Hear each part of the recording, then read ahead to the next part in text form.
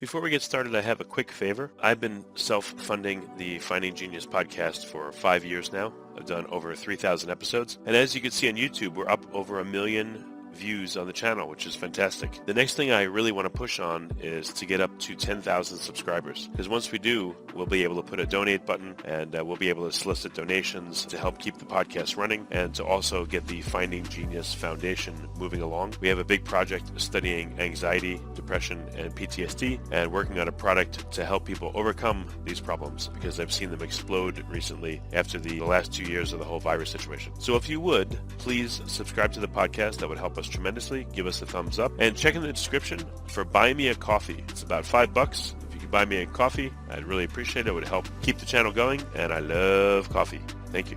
Forget frequently asked questions. Common sense, common knowledge, or Google. How about advice from a real genius? 95% of people in any profession are good enough to be qualified and licensed. 5% Go above and beyond. they become very good at what they do, but only 0.1%.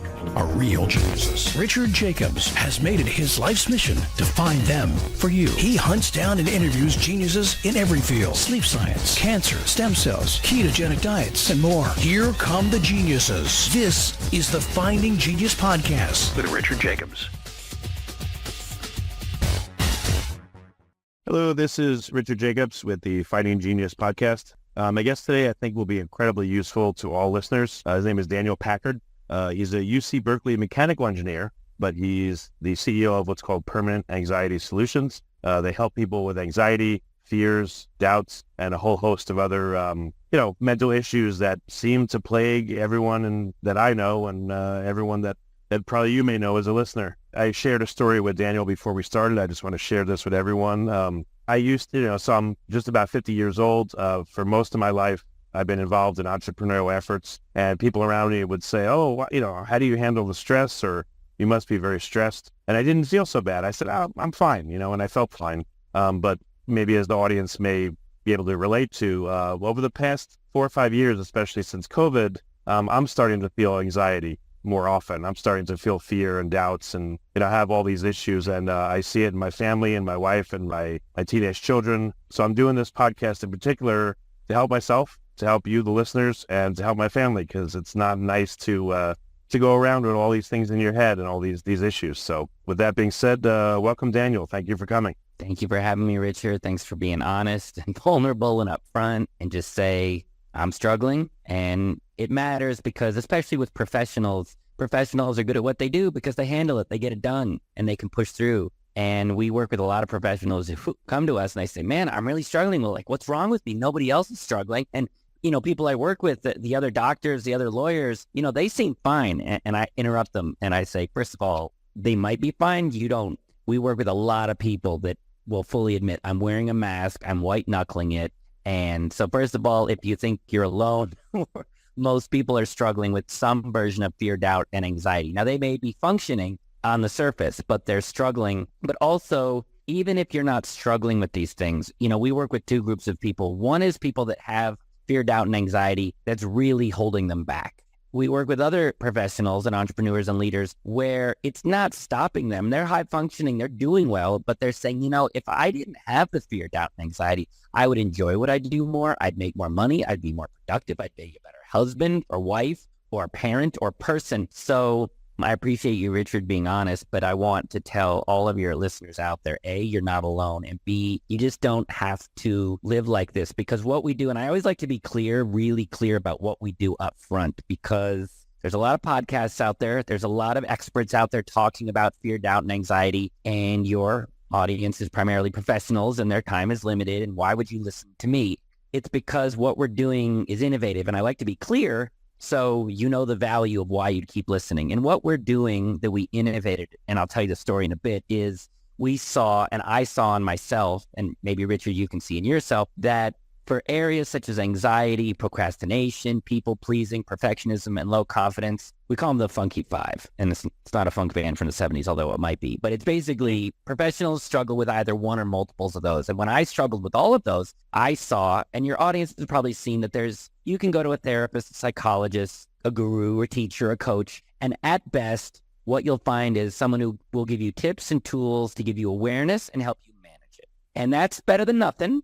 But it's kind of like your boat has a hole in it and it's sinking and someone says, here's a bucket. You can manage the sinking, and hey, it's way better than drowning and getting eaten by sharks. But let's be honest, you're still managing it. You're always bailing. And so one, you can't fully enjoy your boat as much because you're bailing all the time. Secondly, it's exhausting and all the energy that goes into bailing could be to do other things. So my company spent 8 years to develop a simple understanding so that you can move beyond managing this stuff to just being free of it quickly, permanently, measurably in 6 weeks. And our motto is no more Band-Aids, just full life upgrades. So if you struggle with one or multiples of the Funky Five and you know how to manage it, but oh my God, if you were free of it, your life would be happier and more successful. I'm going to show you how that's possible and the innovative theories we made that make that possible. Well, let me start off with something unusual. What percentage of people that you work with are actually afraid of feeling better? Maybe it's a weird thing to say, but I bet you that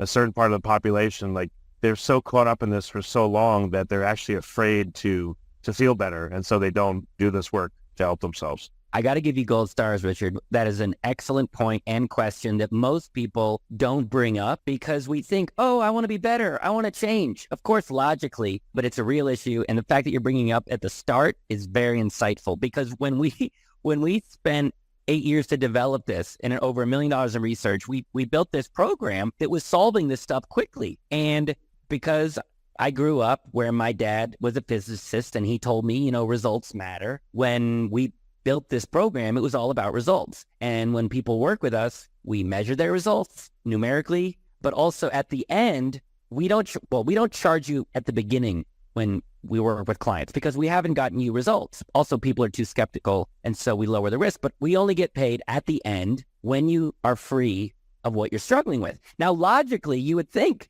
who wouldn't want to be free of the Funky Five and you only pay at the end? There's no risk. So everybody should try it, and they don't. And it's for that. That's a majority of the reason which you pointed out. I have people, this happened a month ago. This gentleman, he was a professional, he was a lawyer. He had anxiety, panic attacks, and procrastination. And he says, I've spent hundreds of thousands of dollars on this. It's still here. I met somebody at a party. They told me their results and they mentioned that you only pay at the end. And I said, whoa. So we're talking. I'm telling him we can help him. I told him our success rate. And I said, you only pay at the end when it works. And in the beginning of the conversation, he was like, my God, this is what I've been waiting for. And so it got time for him to actually pull the trigger and move forward. And I started to see the sabotage. It's like, well, now maybe it's not the right time. And because I've had hundreds of sales calls, I've seen people sabotage. So I saw him and I said, logically, this is a good idea. Logically, you would tell a friend to try this, wouldn't you? He said, yeah, logically. And I said, and when exactly is a good time to be happy? You told me you're miserable. When is a better time? And I could see him kind of glitching. And anyway, I basically coached him and I showed him, are you afraid? Are you afraid to let this go? You've had it for so long. On some level, deep down, you feel broken and like there's something wrong with you. And you just know this familiar misery. And if this was just gone, does a little part of you feel afraid of that? He said, not a little part of me, a big part of me. And he said, oh my God, I'm afraid to let this go. And I said, yes. And he said, and I'm sabotaging right now. I said, yes. And it doesn't matter. He still talked himself out of it. And I even said to him, you're not going to do this because you're going to stay comfortable. There's no danger to doing this program. It's just a discomfort, the fear of change. He said, yeah. And I said, so you're telling me you're unwilling to be a little uncomfortable, to be happier for the rest of your life? And he said, yeah, pretty much. And so I see it every day and it breaks my heart. Logically, we all want change, but really when we work with people, it's like 1 in 1,000. We can help everybody, but only about 1 in 1,000, a brave, open-minded person who is motivated enough to be free of this so they can be the person they want to be. If the motivation is strong enough, it'll override the skepticism and the sabotage. Well, I think there's another part of it that comes to mind. So sometimes about some things I felt, if I'm happy, if I relax, if I take my foot off the gas, then something bad's going to happen and I'm going to be a fool. I shouldn't have relaxed or let my guard down. I let this happen. It's my fault. I thought I could, let it go and I can't. And maybe that's another part of it. Well, that's also part of it. And whether it's that particular voice, the reason I started my company, Innovate, a more effective solution was, I was where you are and where a lot of your audience is. I had anxiety, I had procrastination, people pleasing, perfectionism, low confidence, overthinking, you name it, I had it. didn't have issues. I had freaking subscriptions. And, I spent 10 years and $100,000 going to the therapist, the psychologist, the gurus, the coaches. I lived in an ashram. I was probably in a cult. I was definitely in a cult. The point is, I tried all this stuff and it gave me tips and tools to manage it, but I still had it. So I started to feel broken, like there's something wrong with me. But also when these experts would tell me, oh, I can help you be free of this. I can help you unlock your potential. I can help you.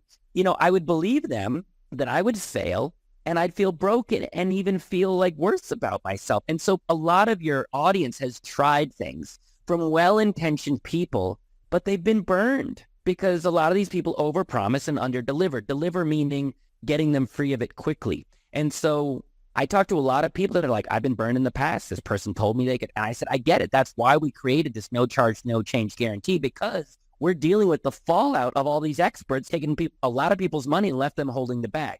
And also the 8 years that we spent developing this program, those 8 years and the $1 million in research and development, working with 3,000 people all over the world, was to make sure we built a system with all the tools in one place and all the simple, easy to follow instructions so that you can't fail. Because people have this feeling of, well, maybe it'll work for others, but it won't work for me. And I'm telling you, the reason we have a 90% success rate, the reason that we can back up our results like this, where you only pay at the end, is because, yes, we want you to succeed and be free of this, but we don't want you to fail. I know that pain. And so that's another reason we charge at the end, is we're with you every step of the way. We're not going to take your money and leave you hanging because that's going to make you feel worse. And we're here to make you feel better. So to all you people out there, though I'm going to try this and fail, that's how it's felt based in the stuff you've tried in the past. But what we have built is a real innovation, and you're not going to fail. You can't fail. We've spent 8 years to make sure you don't. Okay. Before we continue, I've been personally funding the Finding Genius podcast for 4.5 years now, which has led to 2,700 plus interviews of clinicians, researchers, scientists, CEOs, and other amazing people who are working to advance science and improve our lives and our world. Even though this podcast gets 100,000 plus downloads a month, we need your help to reach hundreds of thousands more worldwide. Please visit findinggeniuspodcast.com and click on Support Us. We have 3 levels of membership from $10 to $49 a month, including perks such as the ability to see ahead in our interview calendar and ask questions of upcoming guests, transcripts of podcasts you're interested in, the ability to request specific topics or guests, and more. Visit findinggeniuspodcast.com and click Support Us today. Now back to the show.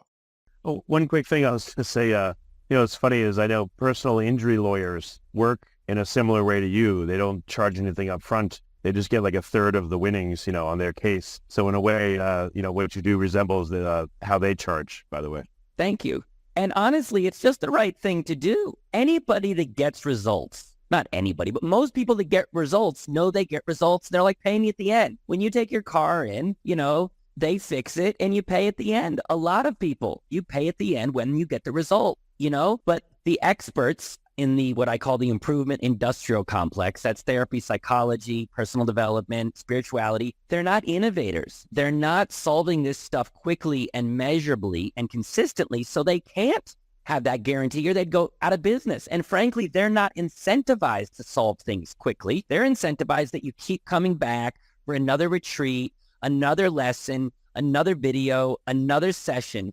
And I was trained at UC Berkeley to be an engineer. An engineer, we love results. We like to get to the root of it and build things that get results. And because we get results and our passion is results, we can charge at the end when you get results. And we're the only ones that do it. And it's because we get results. Good. Well, that's excellent. We skipped over this. I usually ask how someone has gotten to do what they do. So, if you don't mind now, can you give a bit of background on what was your life like before you discovered this, and why did you discover it, and why are you so passionate about what you do? Well, it's 2 passions coming together. The first one is, when I was 10, my dad was a scientist, and he sat me down and he said something that really stuck with me. He said, anybody can have a theory or an idea, but you don't know whether that theory or idea works. And he said, it's the person that gets results. In science, you start with a theory and then you test it and you get results. And then it's peer reviewed and they double check your results. He said, results matter. And that idea that results matter stuck with me. And also that when people want a solution, they don't want a theory or an idea. They want results. When people are in pain, they want results. And so growing up, my dad gave me access to his workshop, and I became a little inventor, whether it was working on bikes or a sailboat. Because my dad bought me a little sailboat, I would invent things. I would build a prototype and invent it and then test it and then get results and then refine it until it works. And for any of you system thinkers out there, it's very satisfying to see a problem, come up with a solution, test it, and then it gets a result. It's very satisfying. So I go to engineering school to learn how to be professionally trained. How do you look at a complex problem, break it down to it into its simple elements and mechanical mechanisms, and then you build a prototype and you test it and you get results. And it never works in the beginning. You then have to retest and calibrate and optimize until you get something that not only gets results, but gets consistent results. And engineers and inventors are really good at this. It's a certain mindset and it's a certain training. So the good news was I knew how to make things work, but not how to make life work. I knew how to make a robot that could play ping pong, but I had anxiety, perfectionism, people-pleasing, procrastination, low confidence. I didn't like who I was, and I wasn't happy. And so, I went looking for help. And like I said, it was 10 years and $100,000 spent. And honestly, Richard, I had some tips and tools and insights to manage it all, but it was still all there. The anxiety, I didn't like who I saw in the mirror. I knew I was successful, but I knew there was a whole other level to me that existed that I wasn't gaining access to. And also I wasn't as happy, and I could see this stuff was still there. And kind of in a moment of pissed off desperation, I looked up at the sky, and whoever's up there listening, I just went like, what do you want from me? Obviously this is a test. Obviously I'm supposed to learn something, but I've been at this 10 years and I still have this fear, doubt, and anxiety, and I'm not happy. What do you want from me? And I wasn't expecting an answer. I was just in a moment of pissed off frustration. But I hear this sort of voice of what my dad said that says results matter. And I just looked at all the money I spent and the 10 years, and just the engineer in me looked at it objectively. And I said, these were well-intentioned people, but this is not great results. I'm not free of this. And $1 trillion a year is spent on this stuff globally. And if you look at it, things are in some ways getting worse. And I said, well, I'm an engineer. I'm trained to problem solve, and we're trained to innovate. And I looked at the improvement industrial complex, and I said, they don't really innovate. It's the same stuff kind of regurgitated and repackaged over and over again, which is fine, but it's not innovating and it's not getting better results. And I said, I'm an engineer. We innovate. So I started my research company to see, could we reverse engineer an approach to struggle and happiness that was an innovation, meaning no more tips and tools to manage an awareness. You're free of it in a short period of time. It's measurable. It works for pretty much everyone. It's affordable, and results matter. And it was not easy. It was hard. It was 8 years. But the value of engineers is we stick with it. We go at us one solution and we just go at it. That's what inventors and engineers do. Edison did 1,000 light bulbs. Usually people give up around light bulb 29. The Wright brothers, they had the first prototype built. It took them 4 years of daily tweaking and optimizing and retesting. Most people aren't going to put that time in. Your average therapist, coach, spiritual teacher has a good business sharing what they know. They're not going to drop what they're doing and spend 8 years to innovate something. And that's what we did. I worked with addicts in South Africa. I worked with entrepreneurs in Europe. I worked with athletes in the U.S.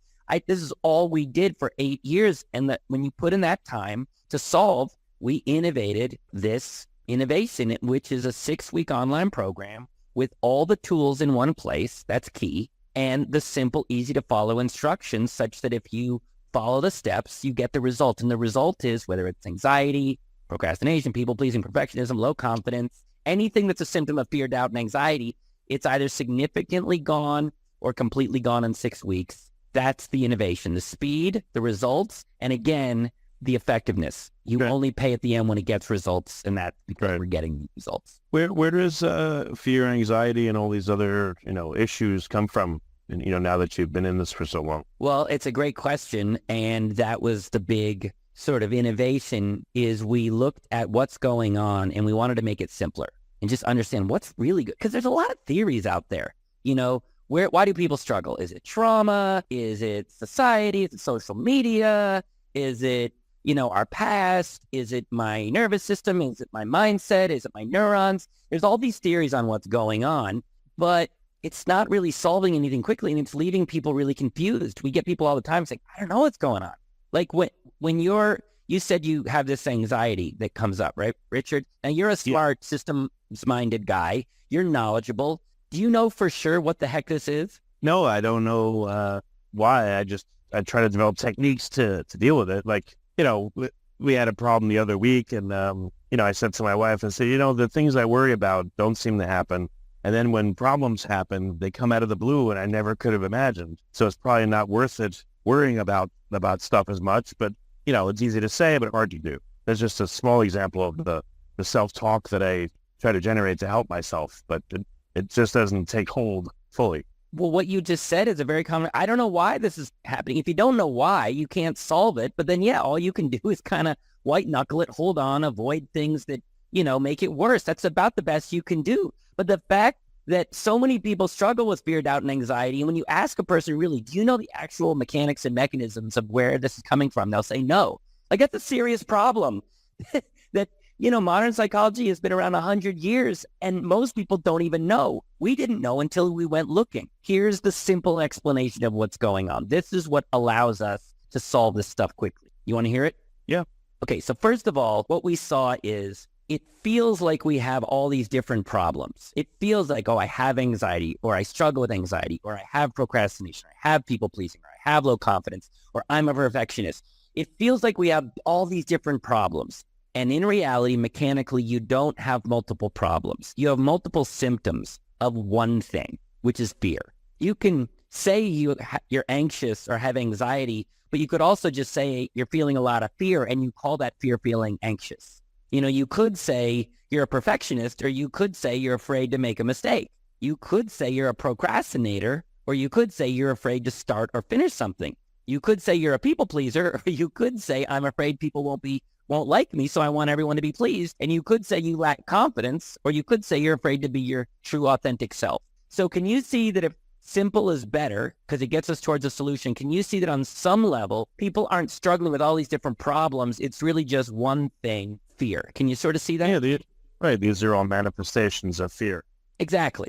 Now, your audience doesn't need me to tell them that fear is a problem. Now, maybe they think, that's a really good point. I don't have procrastination. I'm fearful. But regardless of that awareness, your audience, already knows fear holds them back. Nobody is listening to this going, what? What is this thing called fear? I've never heard. We know, from the early times of the playground, we know fear affects us. It slows us down. It keeps us from okay. So that's not the big breakthrough.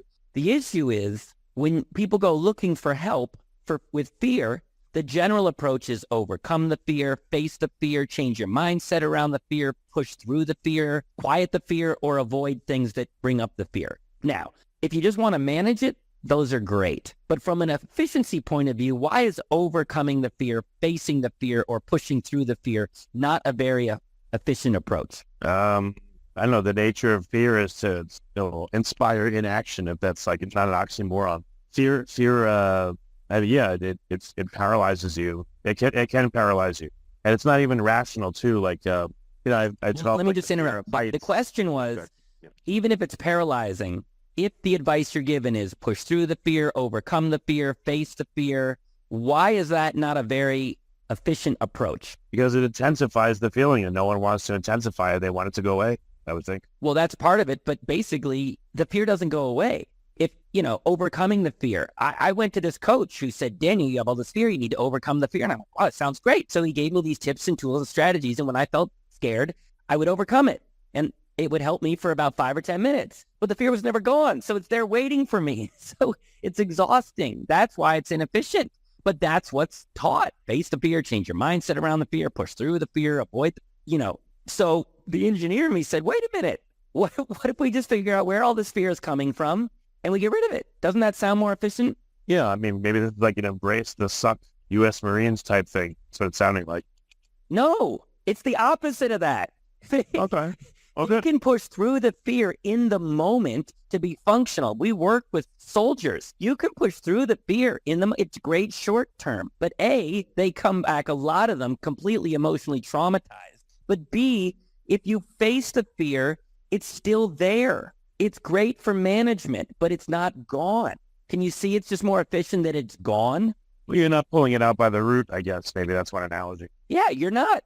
And also, you don't understand the root cause of it. So here's the root cause. So we went looking for the root cause of fear. So first of all, we figured out what's not the cause. What's not the cause is what we're told by therapists, psychologists, coaches, and teachers. Primarily, we're told that fear is a problem of the mind. Change your mindset, change your scarcity thinking, mind over matter, quiet the negative thoughts in your head.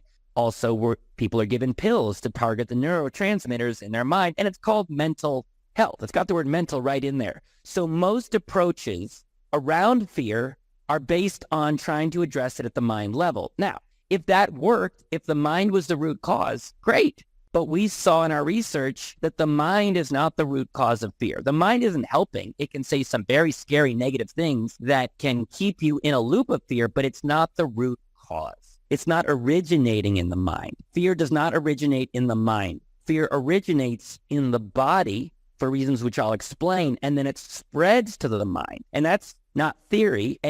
That's how we're getting these incredible results. We built the system based on just calming the body down. And when my body was calm, my mind went quiet. My mind used to say the most mean, horrible, ugly things to me nonstop. Couldn't get it to shut up. And now it's dead quiet. It's just quiet up there. Not because I quieted my mind, I quieted my body. But also it's the way we're mechanically wired. We are mechanically wired for survival, where the body feels what the body needs first. Then the mind senses what the body is saying, and the mind is like a little computer, a little figure-outer to get you what the body needs. You feel hunger in the body first, then your mind senses the hunger and then tries to figure out what and where to go eat. So imagine, you're in the jungle and you hear a sound in the bushes. You will feel fear, fight or flight in the body first. Then your mind senses that fear and goes into problem-solving mode. Mm-hmm. So it's body first, mind second, and your audience knows this, and I'll ask you, have you ever noticed, generally speaking, that when you feel a bit calmer in the body, usually your mind tends to be quieter and notice more good things. But usually when you feel more fear in the body, usually your mind starts to spin and find more negative, scary things to think about. Have you noticed that trend?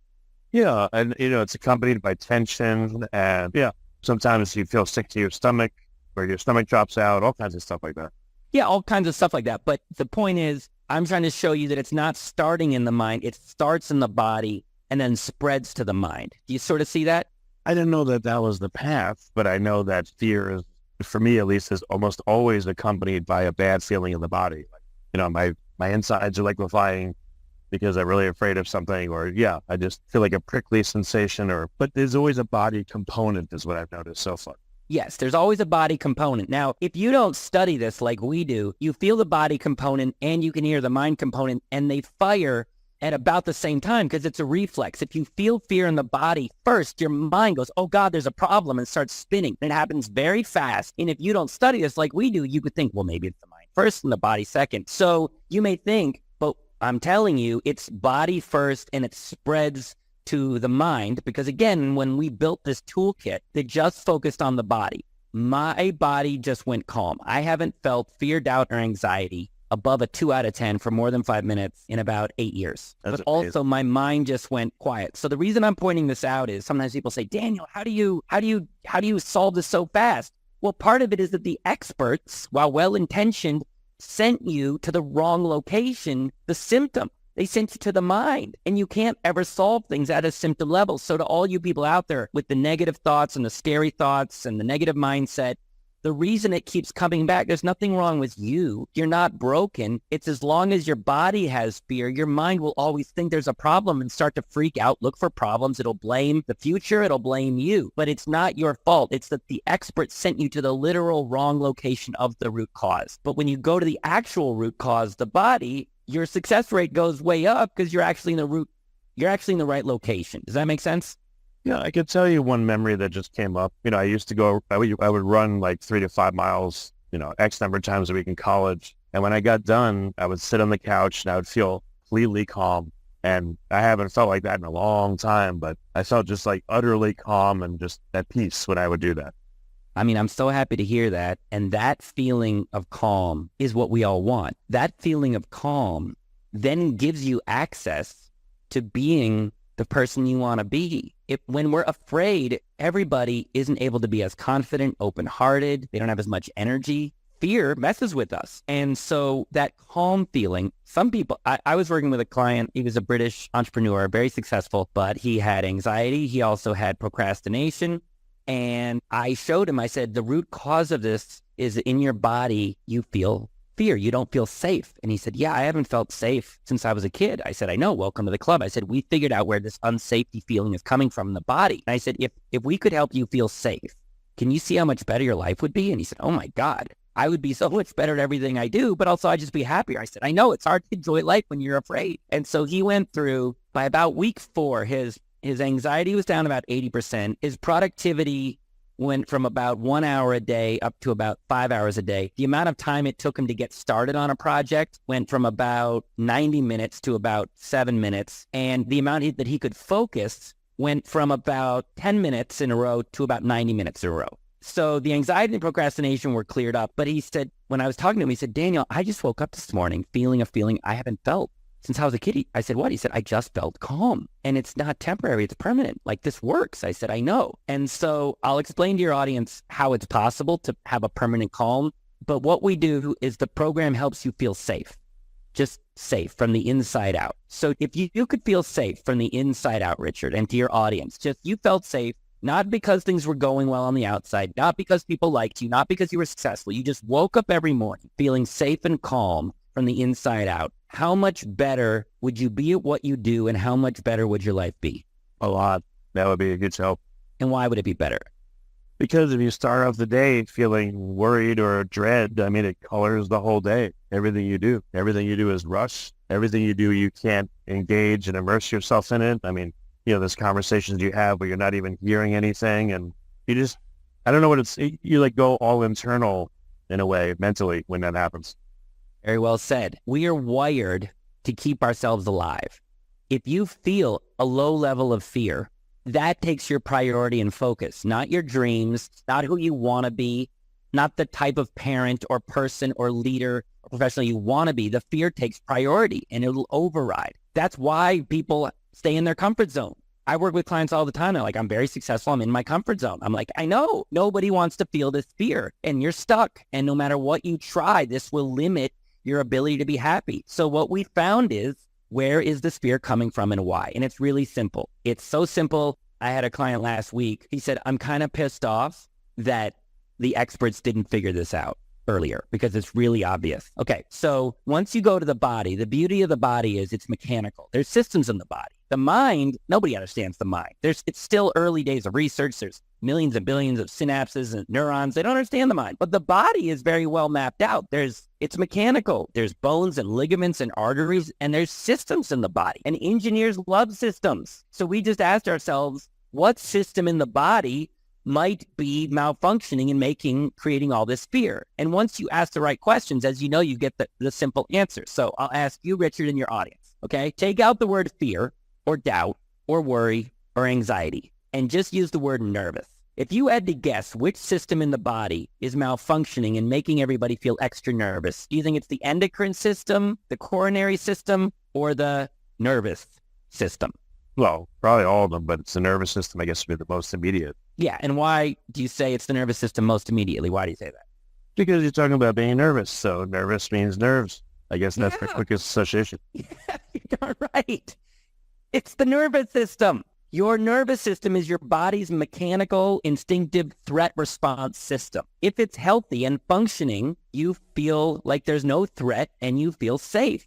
But if the nervous system is malfunctioning, which it is, you feel like there's an attack, whether there is one or not, and you feel unsafe. When you feel unsafe, you feel fear. Then the fear leads to the anxiety, the procrastination, the people-pleasing, the low self-confidence, the perfectionism, the overthinking, and the spinning mind. But what's important is it's so simple. There was a system in the body called the nervous system. You got the whole planet experiencing different versions of nervousness, and the experts were like, let's stick with the mind. No, if they had gotten great results, fine, but they weren't. We saw that the nervous system was malfunctioning, and I'll explain to you why. But the beauty is it's a system, and systems can be repaired. And when your nervous system is healthy, you feel safe. When you feel safe, the fear goes away. When the fear goes away, your life just gets so much better. The funky five go away, but for all the reasons you said, you're just more present. You enjoy life more. You leave the comfort zone because there is no fear to hide behind. So it's really simple. It's really mechanical. It's your nervous system that's malfunctioning. Now, I'll explain to you why it's malfunctioning, but first,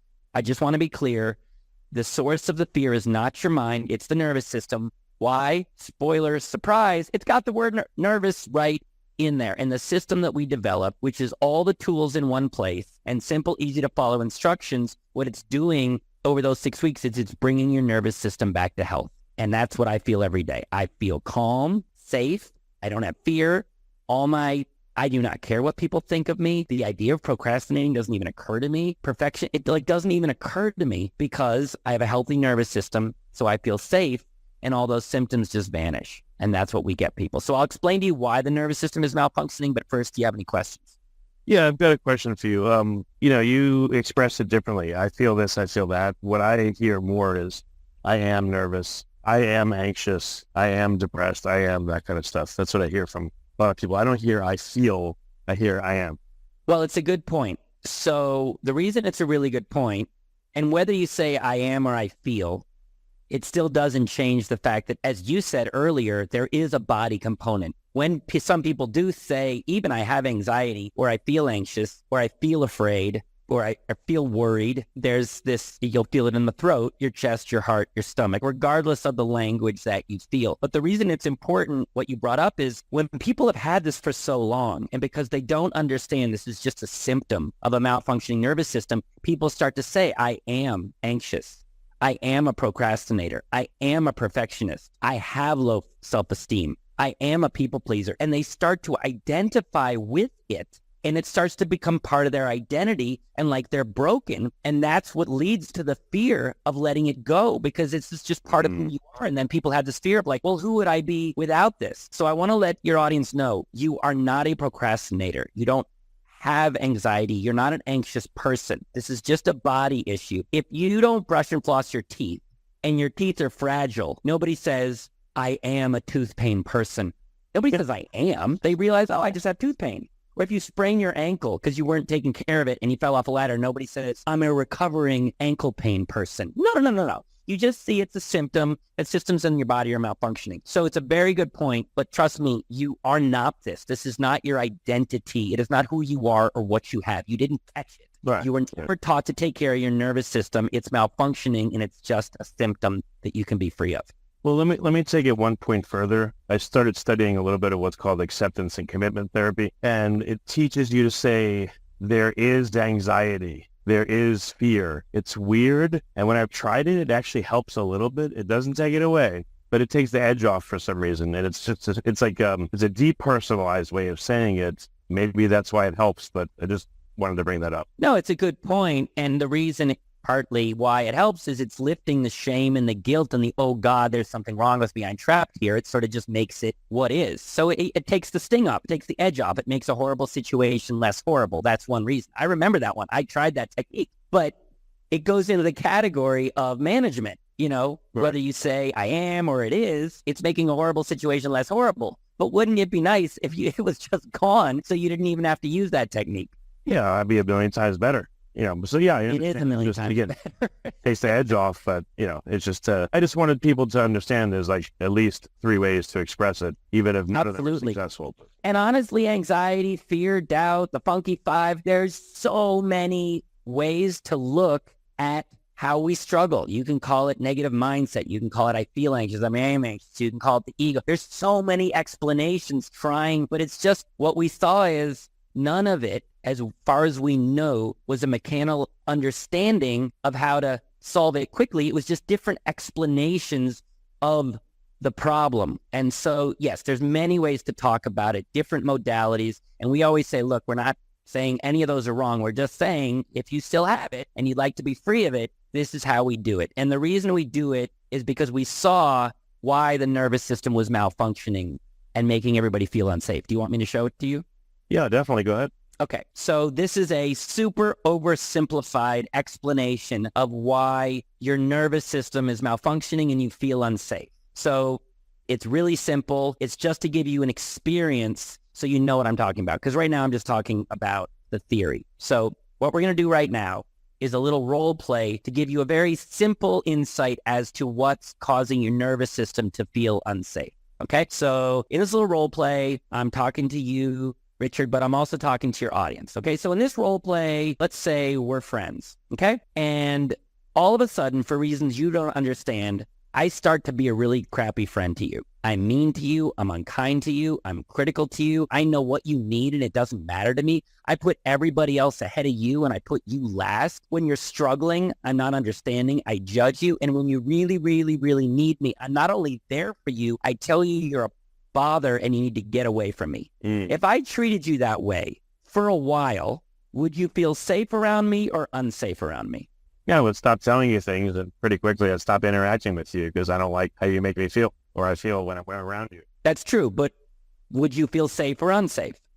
Yeah, you're right. At some point, pretty quickly, I would feel threatened. Again, that's part of the not telling you anything personal because I would, your behavior would make me feel unsafe in telling you things that were important to me. So therefore, I would withdraw. Exactly. You'd withdraw because you don't feel safe. And if you don't feel safe, you naturally withdraw. So what I just showed you is there's a link between care and how safe you feel. And the middle reason is because if I don't treat you with care consistently, I break your trust. When you don't trust me, you don't feel safe. When you don't feel safe, you feel fear and you withdraw. So there's a direct mechanical link in the body between care, trust, and safety. Make sense? Yes. Okay, so now the beauty of understanding things mechanically is if you understand things mechanically, you know how to move something in one direction, but also the other direction. For instance, if you understand why people gain weight, which is they eat more calories than they burn, then you know how to lose weight, which is you burn more calories than you eat. So I can, in the same way I can make you feel unsafe through poor care, I can help you feel safer with good care. Because again, let's say we're friends, and then all of a sudden, I turn to you and I say, oh my God, I am so sorry. I can see that how I've been treating you, you don't feel so good around me. And I want to be a much better friend to you. I'm going to put you first. I'm going to make you a priority. I'm going to stop criticizing you. When you really need me, I'm there for you and I'm not going to judge you. I'm going to listen and do whatever I can to be a good friend to you. And I'm going to make you a priority. And when you need me, I'm there for you and you can rely on me. If I then start to treat you more caring consistently, can you see that you'll start to feel more safe? Yeah. This I'm reflecting on. There's very few people, but there's a couple people I know that they've always had consistent good behavior. So I trust them, and I don't worry about a lot of things. AKA, I guess there's a lot less fear. I know that I feel like I know the person. They've never been different with me, and I can trust them more highly than I would trust other people. Yeah, you can. And you said it, consistency. Consistency leads to trust. And then when you feel good around them, are you naturally a little bit more authentic around them? Yeah, because you can be, right. You don't have to have your guard up. Yes. Exactly. So if they treat you poorly and you feel fear around them because you don't trust them, you don't call that, oh, I lack confidence. It's like, no, they don't treat me really well. I don't feel really safe around them. And I kind of hide and withdraw parts of myself. So that's another example of not being our true selves isn't low confidence. It's a symptom of low care, leads to broken trust, leads to unsafety, leads to we hide and protect. Now, in this scenario, what I just showed you in this friend metaphor is there's a direct mechanical link between care, trust, and safety. It's universal, but we are in a relationship with ourselves. And is it fair to say, I'm asking you, Richard, and your audience, is it fair to say that you're not always a loving, caring friend to yourself? Yeah, of course. And when you say luckily, what do you mean? No, I guess no one's perfect. Luckily, I'm not one of those people that says bad things to themselves very much. I know that some people, they do that a lot, like you said in the beginning of the call. So it's not, I'm not as far along in that spectrum, but at the same time, of course, no one is even close to being perfect. So that's why I said that. Okay. Well, one of the common ways, and it's not a question of all or nothing, but most people will say, oh yeah, no, I can be really hard on myself. I beat myself up. I'm pretty critical. That's a very common one. There's a couple other things where people will say, yeah, I work too much. The average listener that has any level of self-awareness, which your audience has, they're aware that they're not always the best of themselves. That's not a newsflash. They're also aware that they have fear. What they don't know, what we discovered in our research was every day that you not loving you and you caring for you a little bit every day adds up and accumulates and breaks trust such that over time, those little acts of you not treating yourself best build over time. They break trust with yourself and they affect your nervous system such that you don't feel safe from within. It's not your childhood. It's not society. It's not your job. It's not low confidence. It's little things about 10 to 30 times a day of you not being good to you that leaves your nervous system feeling unsafe. It's you to you, and you're doing it every day. That's why the fear and the doubt doesn't go away, because it's little things you're doing every day that reinforce it. If you're trying to lose weight, but every day, you cheat and you're eating more calories, you won't lose the weight. So we saw the number one cause of the fear, doubt, and the anxiety is little acts that you don't even know you're doing because nobody taught us to take care of our nervous system. And that's where the fear is coming from. Here, I'll give you another example of something that people don't get is creating fear. So a common one that people know about is they'll say, yeah, I'm really hard on myself. They know that one. But here's another one that people do. They know they do. What they don't know is that it's creating a feeling of unsafety in your body. A very common thing that people do or know people do this is deflecting compliments. Do you do this or do you know people that do this, Richard? Yeah. Oh, yeah. If someone compliments me, I'm like, you try to minimize it or it makes me uncomfortable sometimes. And I've heard other people say that too. Yeah.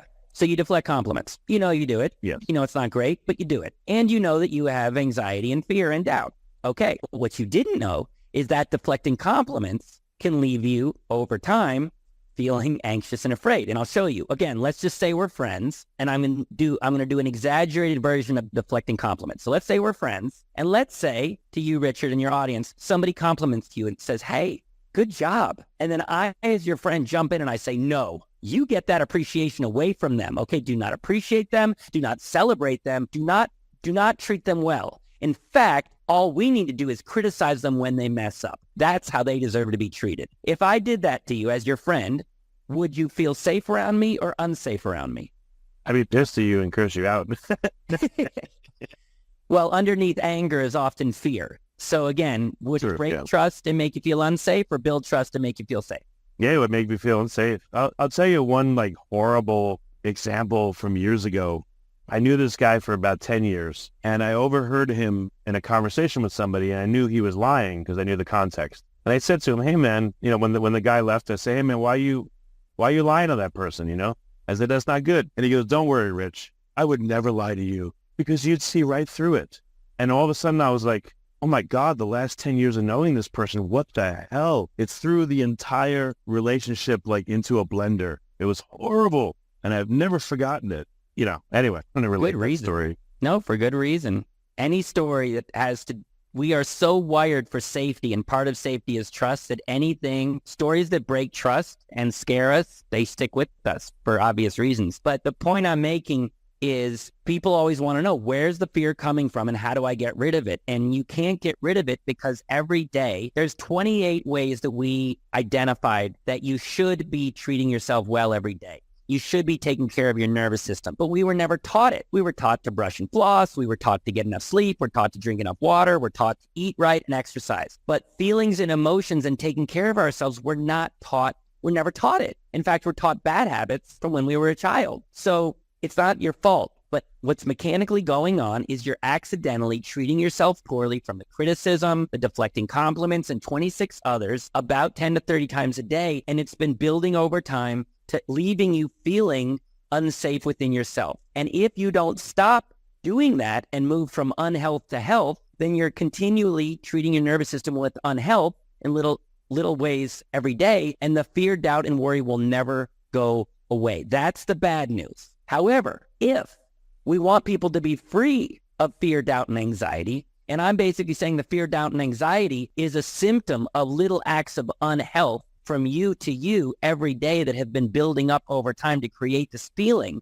Why, if we want to turn this around quickly, why is that understanding actually good news? Because it's, that'll be pulling the root of the problem out of the dirt so you can, you can get rid of it. Well, you're pulling the root out, but is it anything like big or complicated or fancy? Or is it is it possible? Like if you don't eat healthy and you make little unhealthy dietary choices, little acts of unhealth build over time and you'll gain weight. If you want to lose weight, you don't have to do anything fancy. There's no awakening, overcoming, pulling out the root. It's simple. You just move from little acts of unhealth to health and the fat gets burned off. So the breakthrough of this huge thing, fear, is addressable with little, simple, easy to do things, which the system teaches you. You have all the tools and all the simple steps to follow. It's basically like a diet. Work these steps, work from unhealth to health, and we lay it all out for you. We tell you what to do every day, how many reps, and basically with little simple doable steps from unhealth to health, they accumulate over time. Your nervous system comes back to health. We know the body can heal when you take care of it. When your nervous system heals, you feel safe, the fear lifts, and you're free of this. And the benefit of this, people don't even know what this is, like what it's like to be really free of this. Last month, I had a woman come to me. She was a lawyer. She said, I have a lot of worry, a ton of overthinking, and a ton of low confidence. And I've been successful, but it's holding me back in my relationships. I'm not enjoying life as much. It affects me in so many ways. And she said, I met someone at a conference and they were swearing by us. They mentioned that you only charge at the end when you get measurable results. And she said, I like the idea of being free of this, but I don't even know what that means. I said, I know. You've had it for so long. You don't know what it's like to be free. I didn't know, Richard. Now I know what it's like to wake up every morning without fear. And it's incredible. All this energy you feel, this is not cocaine. This is like the natural excitement and enthusiasm of somebody who doesn't have the fear, doubt, and worry. So she was like, you know what? I can't even imagine. I just know it's worth a shot. So she went through the program, and around week 4, her confidence had gone up by about 70%, meaning the things, her needing people to like her, caring what people thought of her, needing approval, all of that was measurably down by about 70%. And she reached out to me and she said, Daniel, one, I just feel so much better, but also there's this version of me I didn't even know was it. Like normally I had to get drunk to be authentic. Now I'm just authentic. I'm honest. I'm vulnerable. I speak from my heart. I'm not afraid.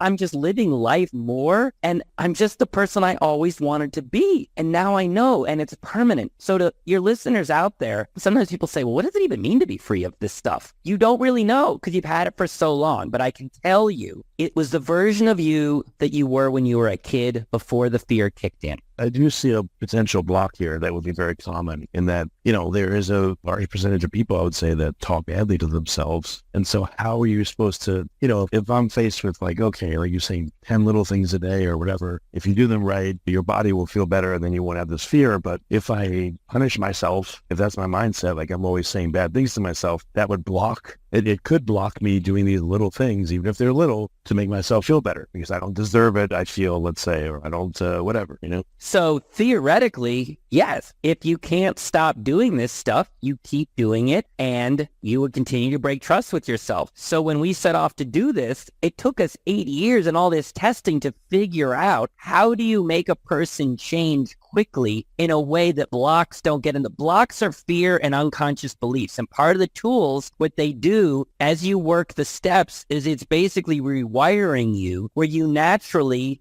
treat yourself better. So we've addressed the blocks. That's why there's multiple tools. So absolutely, if you can't change this stuff, you won't feel better. The reason we have a 90% success rate, is because we've been testing and tweaking and optimized such that pretty much anybody, these ingrained habits change over time, 6 weeks, and you are treating yourself better. Now, you may say, Daniel, I've had this a really long time. I know. That's why it took a lot of years to figure out how to create deep change in a short period of time. And the beauty is you don't have to do it. Meaning you don't have to quote unquote change. Just like if you want to lose weight, you just have to lower your calorie intake and exercise. The fat burns itself. You don't have to understand fat cells. You don't have to go into each individual fat cell and say, hey, fat cell, I've changed my beliefs around you. I'm going to change my fat cell mindset. No, the healing just happens on its own. You just need to follow the steps and the mechanism of healing happens. So you don't have to quote unquote change. You just need to follow the steps that we've laid out for you that start off very simple and over time build such that at the end you have the change that allows you to treat yourself better. And that's how we get the results. For that very reason, we had to figure out how to get people to treat themselves better in a very short period of time. That took about 4 years to figure that out. Wow, that's crazy. Okay. And also what's great about it is we're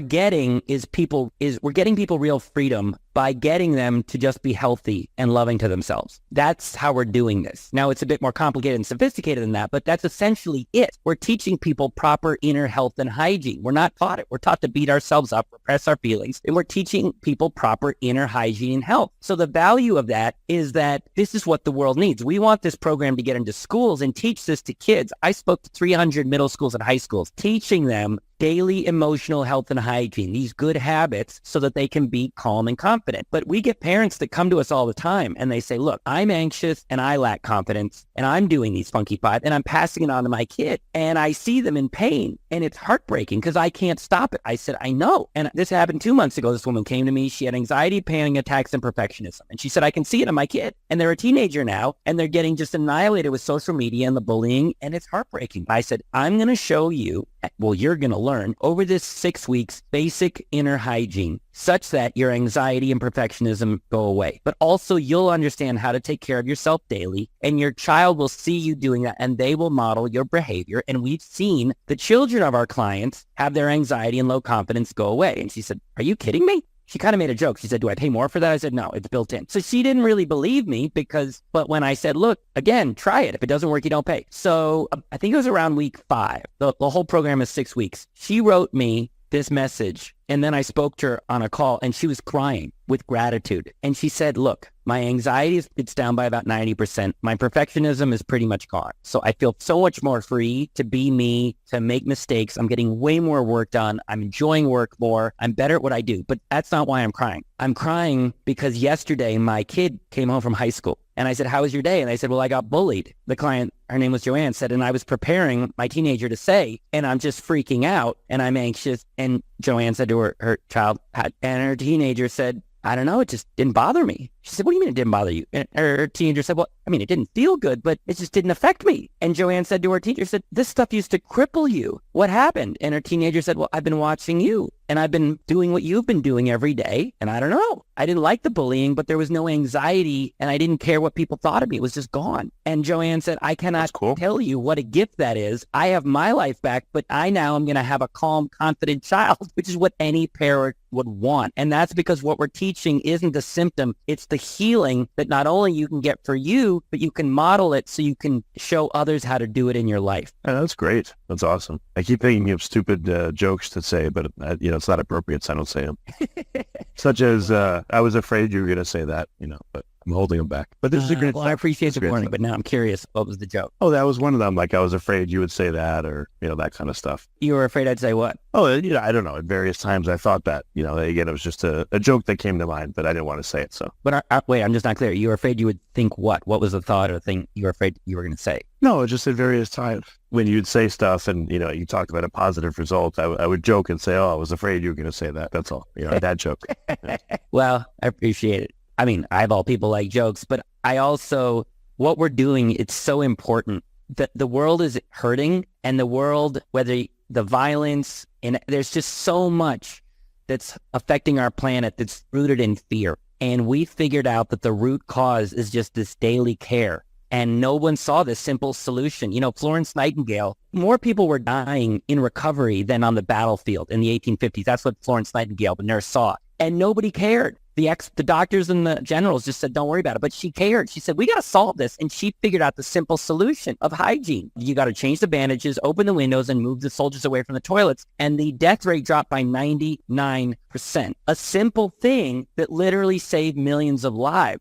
So what we're doing is simple and it's saving lives, but also nobody's seeing this. And so I care because we need to get this knowledge to people. One, just so your listeners can be free of this fear, doubt, and anxiety. So the funky five go away and you can just be happier and be a better person, make more money, but also our kids. We need to get this into schools and prisons. It's what the world needs. So yes, I make jokes, but man, when we figured this out, this was serious business because this not seeing this link between care and how we behave, the planet is in a bad state because the program's online. it's scalable, it's affordable, so we can get it to millions of people. And so that's where all this passion and excitement, and why to me this is very serious, is because we've got people's lives in our hands, and we've developed something that for multiple reasons can help millions, if not billions, quickly, effectively, and affordably. That's why it matters. Well, I'm with you. I don't mean to minimize it or anything. Like in terms of self-care, so one thing that came to mind while you're talking is don't watch the news obsessively, or try not to watch it at all, or maybe look at it once a week instead of 50 times a day. I've been through that, and all it does is just makes you anxious and upset. And the news is actively trying to trigger you and, take away your homeostasis there and then make you anxious and make you upset. That's their whole business model. So one example of self-care, again, is stay away from it, I would say. Well, on the one hand, you're right, but I'd like to be really clear, because this idea of self-care is misunderstood. And if you misunderstand it, you'll miss what I'm saying. So yes, self-care, people know about that and loving themselves. The issue is when you have neglected a system long enough, it goes past a state of symptom management and goes into a real state of disrepair. And just doing a bit of self-care won't turn it around. If you don't brush and floss for a week, your gums may start to bleed. If it's just a week, you can start brushing and flossing and your gums come back to health. But if you've neglected your teeth long enough, now they get infected and now you need a root canal. At that point, brushing and flossing won't turn it around. You need to bring it back to health, which is what this system does. So yes, staying away from the news now that your nervous system is blown out is a good idea. It won't make you as anxious, but your nervous system is still malfunctioning. It's symptom management. It is a form of self-care. But the fact is, when we ask people, hey, what forms of self-care do you know about? They know about 5 out of the 28. So if you know, let's say, oh, I shouldn't watch the news, that makes it worse, or I know I should do this.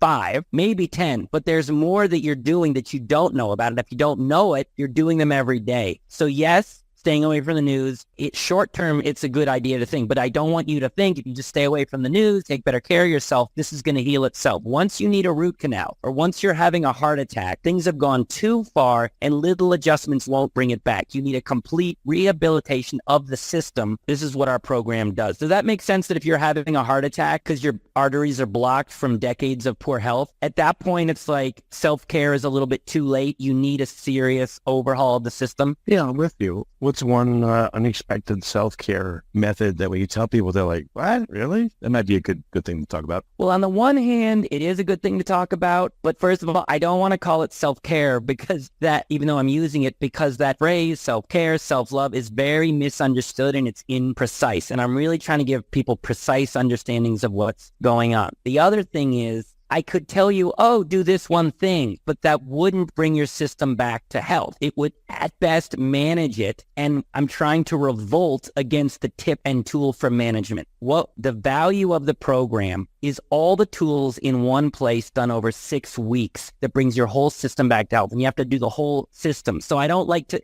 break off a little piece, because that's not what is going to help people be free of it. It's the whole system that you need. If you want tips and tools and insights, there's tons of people that'll give you that. I'm focused on one thing, which is you need the whole system to bring your nervous system back to health completely in a short period of time. So I hope you understand. That makes sense. Yeah, I've got you. I just thought it'd be interesting to hear one unusual, tip to help yourself that maybe people are surprised. Well, I hope what they are surprised by is not the tip or the tool, but this idea that whether you know you're doing it or not, you have a nervous system in your body. And if you don't take care of it daily, it breaks trust. For a lot of people, that's a huge breakthrough. They're like, oh my God, all that stuff I was doing, working too much, staying in that relationship, it was a huge wake-up call for me and some of our clients in the very beginning. That's one of their first big epiphany is, oh my God, I'm not an anxious person from all these acts of neglect. I don't trust myself deep down, how I treated myself for years. So the takeaway I would tell your audience, which will hopefully give them some compassion, is what you're experiencing is broken trust from you to you over little things that have built up over time. That's the key. It's not a big thing. It's little things that have been building over time. You're not broken. You're not flawed. There's nothing wrong with you. Little things went missing, and what you're feeling